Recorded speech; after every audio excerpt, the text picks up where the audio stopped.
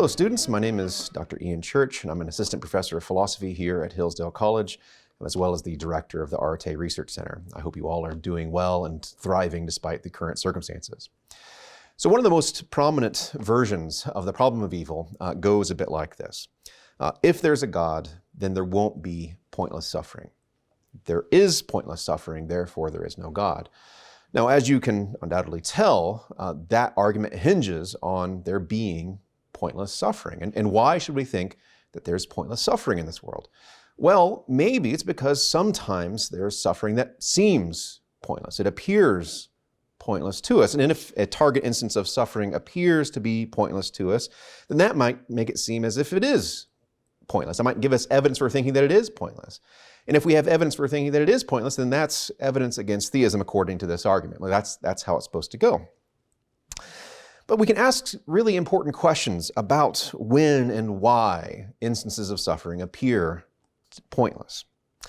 I'm currently the principal investigator of a research project that is exploring these kinds of questions. It's a project that brings together the fields of philosophy and psychology. And I wanted to share with you some of what we've found in that research.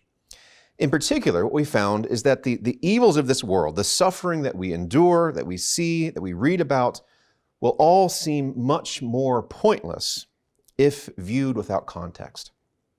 Indeed, our research seems to suggest that reflecting on the broader context for a target instance of suffering will significantly diminish the appearance of pointlessness.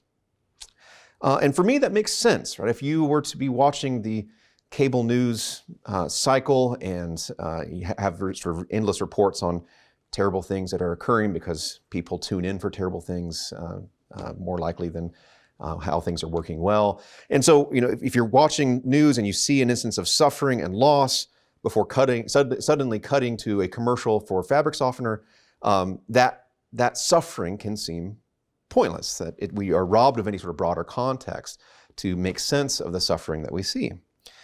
And perhaps that's because the point to suffering can be found in the broader context of that suffering. Robbed of that context, perhaps we're robbed of perceiving any point. All that said, as we lament not being able to meet in person, and as we lament the suffering that we see in our community and in the larger world, I'd like to encourage us to look for context. We're not, of course, the first generation to endure plague, loneliness, turmoil, and injustice. People have suffered these things throughout history, and many a great thinker has had to endure these experiences, because I'm afraid these experiences are part and parcel of the human experience. But the Western tradition is truly rich with context, with narratives, with conceptual tools and resources to help us make sense of the suffering around us. And as we're away from each other, I'd like to encourage all of us to drink deeply from that tradition, that context. There you'll find great thinkers who will help us turn our minds to higher things, see the value of virtue despite adversity, to help us reflect on the good life and the value of friendship and why we miss people so much, on finding purpose and tranquility amidst a chaotic world, on how to cultivate our passions, and indeed how to help us love and accept whatever fate throws our way. Drink deeply from that context, from the context afforded from the Western tradition. In that context, you will find wisdom and riches. Take care of each other, even if from a distance.